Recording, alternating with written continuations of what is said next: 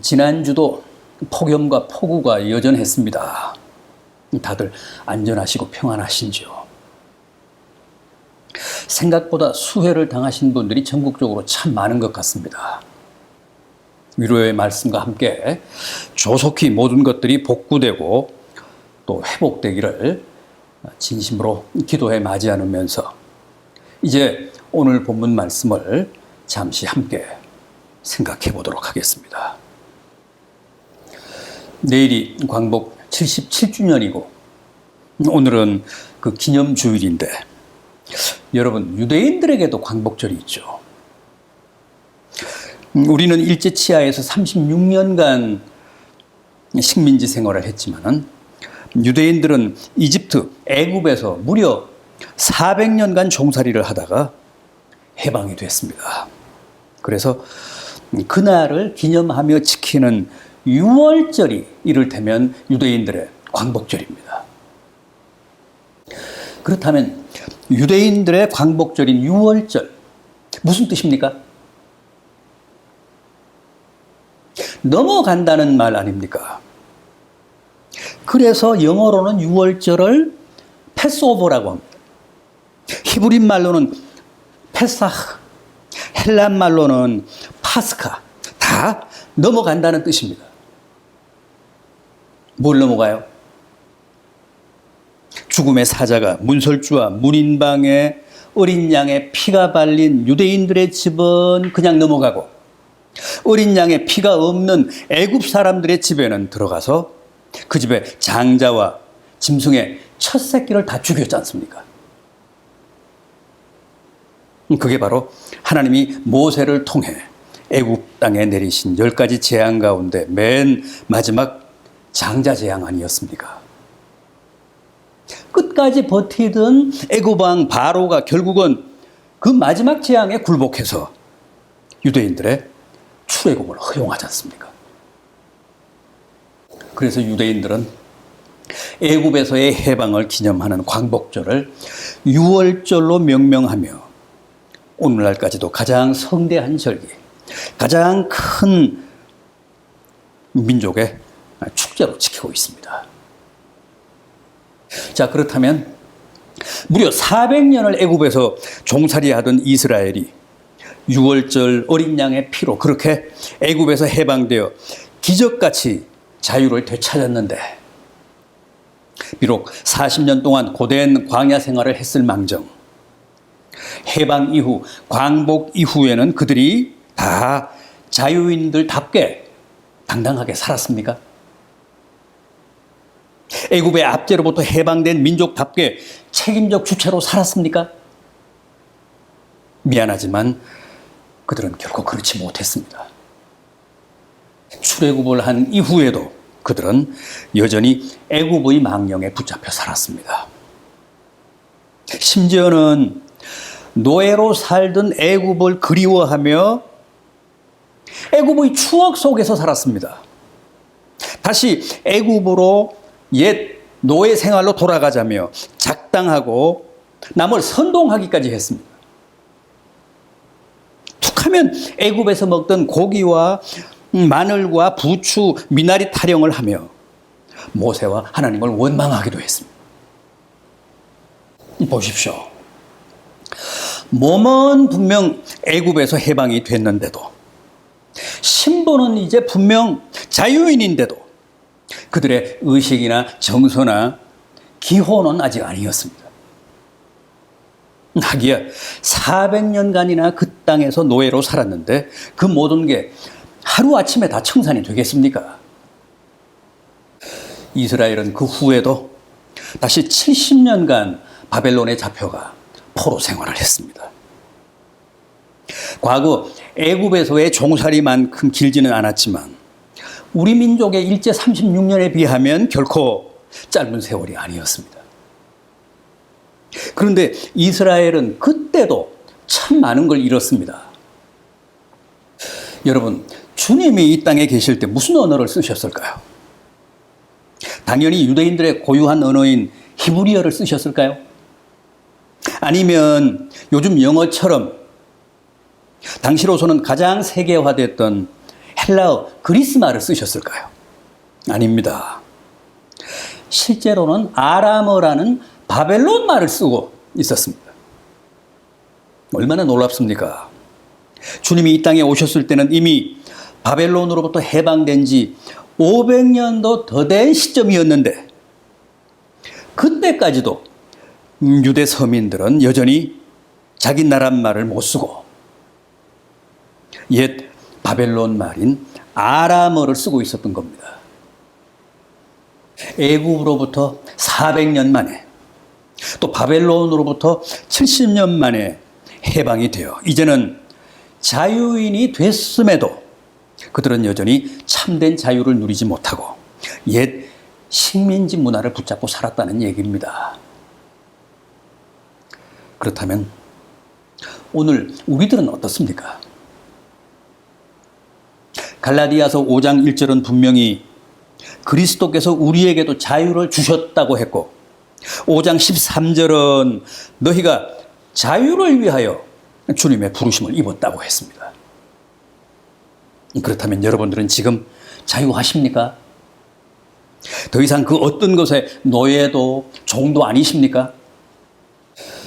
우리는 분명 주님에 의해 구원받은 하나님의 자녀들로서 더 이상 죄의 노예가 아니고 자유인들인데 정말 그 이름 그 신분에 걸맞게 진정으로 죄에 대해 자유하냐 하는 겁니다. 죄로부터 해방된 자유인이라면 더 이상 죄에 붙잡혀 살면 안 되잖아요. 만약 그렇지 않다면 그 사람은 아직도 죄에서 완전히 해방된 게 아니지 않습니까? 어떻습니까? 여러분들은 예수를 믿는 순간부터 더는 죄를 안 짓고 사십니까? 아니면 여전히 죄를 지으며 사십니까? 사실은 바울도 이 문제 때문에 얼마나 고민하며 좌절하며 힘들어했는지 모릅니다. 로마서 7장 19절입니다. 내가 원하는 바 선은 행하지 아니하고 도리어 원하지 아니하는 바 악을 행하는도다. 로마서 7장 22절 이하입니다. 내 속사람으로는 하나님의 법을 즐거워하되 내 지체 속에서 한 다른 법이 내 마음의 법과 싸워 내 지체 속에 있는 죄의 법으로 나를 사로잡는 것을 보는도다. 그리고 드디어 비명을 지릅니다. 로마서 7장 24절입니다. 오호라 나는 곤고한 사람이로다. 이 사망의 몸에서 누가 나를 건져내랴. 내 자신이 마음으로는 하나님의 법을 육신으로는 죄의 법을 섬기노라. 2000년 기독교 역사에서 바울보다 더 위대한 성자는 없었습니다. 그런데도 보십시오. 바울이 이 로마서를 쓴 때가 주후 57년경입니다. 그렇다면 주후 40년경에 회심을 했으니까 죄에서 해방되고 주님의 사도가 된 지 벌써 20년이 다 돼가는 시점입니다. 그럼에도 여전히 죄 때문에 괴로워하고 신음하며 이렇게 비명까지 지르고 있습니다. 구원파에서는 이런 경우를 어떻게 설명합니까? 아직도 완전한 구원을 받지 못했기 때문이라고 합니다. 아직도 죄에서 완전히 해방되지 못했기 때문이라고 합니다. 따라서 완전하게 구원받고 완전한 자유인이 되면 그 사람은 더 이상 죄를 짓지 않는다고 합니다. 그러면서 완전한 구원, 완전한 중생을 얻게 해주겠다. 더 이상 죄를 짓지 않게 해주겠다며 자기들에게로 오라고 합니다. 그러지 않아도 신앙생활을 하면서 늘 그 문제가 마음에 걸리고 풀리지 않는 수수께끼로 남아 있었는데 그쪽에서 그렇게 명쾌하게 말하니까 그래 바로 이거야 하며 많은 사람들이 그 교묘한 미끼를 덥석 뭅니다. 아무리 예수를 잘 믿는다고 해도 세상에서 죄 안 짓고 사는 사람은 없기 때문에 다 그 올무에 걸리게 돼 있습니다. 죄사함을 받고 죄로부터 자유함을 얻은 사람인데도 피할 수 없이 다시 죄를 범하게 되는 모순에 대해서는 이미 제가 여러 차례 여러분들께 말씀드린 바가 있습니다. 일단 그것도 분명 죄는 죄지만 그럼에도 전에 죄의 종으로 살면서 짓던 죄와는 그 성격이 구분된다고 했죠. 전에 애굽에서 노예살이를 하며 짓던 죄는 그야말로 마귀가 사탄이 시켜서 지은 죄였지만 지금 예수를 믿으면서 짓는 죄는 마귀가 시켜서 짓는 죄라기보다는 아직도 내 몸에 남아있는 옛사람의 잔재, 옛 생활의 습성 때문에 본의 아니게 짓는 죄라고 했습니다.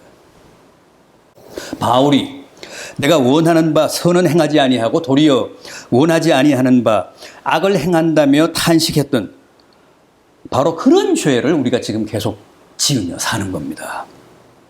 그러니까 죄질이나 그 죄의 성격이 다릅니다. 여러분, 우리가 거듭나서 새로워졌다는 것, 이제 해방되어 자유인이 됐다는 것은 곧 우리의 신분이나 우리의 소속, 우리의 법적인 지위가 그렇다는 것이지 우리의 정서나 근성이나 기호까지도 다 그렇게 새로워졌다는 뜻은 아닙니다. 우리에게는 아직도 몸에 밴 옛사람의 습성이 많이 남아 있습니다. 죄를 밥 먹듯 지으며 살던 옛삶의 탄력이 아직도 내 몸에 남아 있어서 그렇습니다. 죄의 독성, 죄의 니코틴이 아직 우리 몸에 배어 있어서 그 관성의 법칙에 의해 자주 옛가락이 나오는 겁니다. 그건 누구나 다 그렇습니다. 우리도 그렇고 바울이라는 위대한 사도도 성자도 다 그렇습니다. 그렇다면 이 문제를 우리가 어떻게 해결해야 할까요? 그건 어쩔 수 없는 숙명이니까 그냥 그렇게 평생을 괴로워하며 살아야 합니까? 아닙니다. 오늘 본문에서 주님이 뭐라고 하셨습니까? 진리를 알지니 진리가 너희를 자유케 하리라. 이것은 곧 진리가 너희를 그런 갈등으로부터 그런 모순으로부터 해방한다는 말씀인데 이게 무슨 뜻일까요? 바울을 보십시오.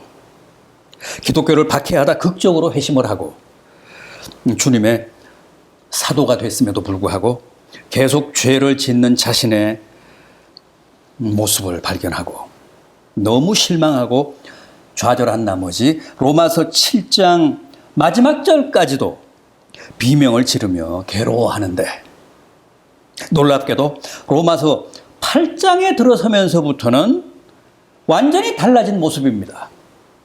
어떻게 그렇게 됐을까요? 주님이 오늘 본문에서 말씀하신 바로 그 놀라운 진리를 발견했기 때문입니다. 로마서 8장 1절 이하입니다. 이제 그리스도 예수 안에 있는 자에게는 결코 정죄함이 없나니 이는 그리스도 예수 안에 있는 생명의 성령의 법이 죄와 사망의 법에서 너를 해방하였습니다. 바울이 이 놀라운 진리를 비로소 여기서 깨달은 겁니다. 그리스도 예수 안에 있으면 더 이상 죄를 안 짓는다가 아니라 죄는 짓되 이제부터는 그리스도 예수 안에 있다는 이유 때문에 더 이상 정죄함을 안 받는다는 겁니다. 왜냐하면 그동안 우리를 정죄하고 단죄하던 죄와 사망의 법에서 해방되어 이제는 우리가 오직 생명의 법, 성령의 법의 저촉만을 받게 됐기 때문이라고 합니다. 우리를 죄인으로 규정할 법이 없어졌기 때문에 우리를 단죄하던 법이 해소됐기 때문에 막말로 이제는 우리가 어떤 죄를 지어도 우리의 그 행위를 정죄할 수단이 없어졌다는 거예요. 저게 틀림없이 못된 짓이고 나쁜 짓인데도 그걸 처벌할 수 있는 법이 없으면 어떻게 할 수가 없지 않습니까? 이제 그리스도 예수 안에 있는 자에게는 결코 정죄함이 없다거나 이제 죄와 사망의 법에서 네가 해방됐다는 말씀은 다 그런 뜻입니다. 사실 이스라엘 사람들이나 애굽 사람들이나 도덕적으로나 윤리적으로만 보면 크게 다를 게 없을지 모릅니다. 그럼에도 죽음의 신이 이스라엘 사람들의 집은 그냥 유월하고 굳이 애굽 사람들의 집에만 들어가 장자를 친 것은 오직 하나, 이스라엘 사람들의 집에는 그 문설주에 어린 양의 피가 칠해져 있었고 애굽 사람들의 집에는 어린 양의 피가 없었기 때문입니다. 죽음과 삶의 기준이 악하냐 선하냐가 아니라 오직 어린 양의 피가 있느냐 없느냐에 달려 있었습니다. 벼락 맞아 죽은 사람이나 벼락을 피해 산 사람이나 도덕적으로는 사실 똑같습니다. 아니, 벼락을 피한 사람이 더 악당일 수도 있습니다. 그렇다면 왜 어떤 사람은 벼락을 맞고 또 어떤 사람은 벼락을 안 맞았을까요? 벼락을 맞은 사람은 요즘같이 비 오고 천둥 칠 때 그냥 바깥에 노출되어 있었고, 벼락을 안 맞은 사람은 피레침 아래에 있었기 때문입니다. 똑같이 죄를 지으며 사는데 왜 세상 사람들은 정죄를 받고 우리 믿는 사람들은 정죄함을 안 받을까요? 세상 사람들은 그냥 밖에 노출되어 있고 우리 믿는 사람들은 다 십자가 아래에 있기 때문입니다.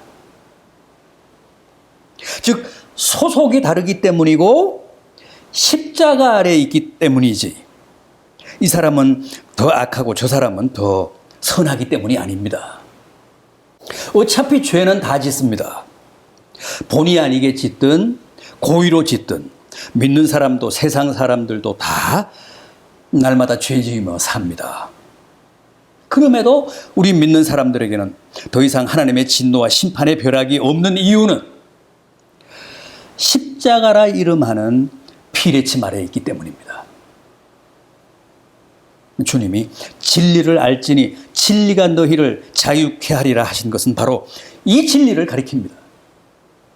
그토록 힘들어하고 괴로워하던 바울도 바로 이 진리를 깨닫고 뛸 듯이 기뻐하며 감사하며 힘찬 개가를 불렀습니다. 이제 그리스도 예수 안에 있는 자에게는, 십자가 아래에 있는 자에게는, 어린 양의 피가 발린 집 안에 있는 자에게는 결코 정죄함이 없나니 생명의 성령의 법이 죄와 사망의 법에서 너를 해방하였음이니라. 누가 능히 하나님께서 택하신 자들을 고발하리요? 의롭다 하신 이는 하나님이시니 누가 더 이상 정죄하리요? 부디 광복절을 맞아 다시 한번 성경이 말씀하는 이 보다 근원적이고도 영적인 의미의 해방과 자유의 개념을 깊이 되새기시면서 늘 진정한 자유인으로 살아가시는 복된 성도들 되시기를 진심으로 기원합니다. 기도하시겠습니다.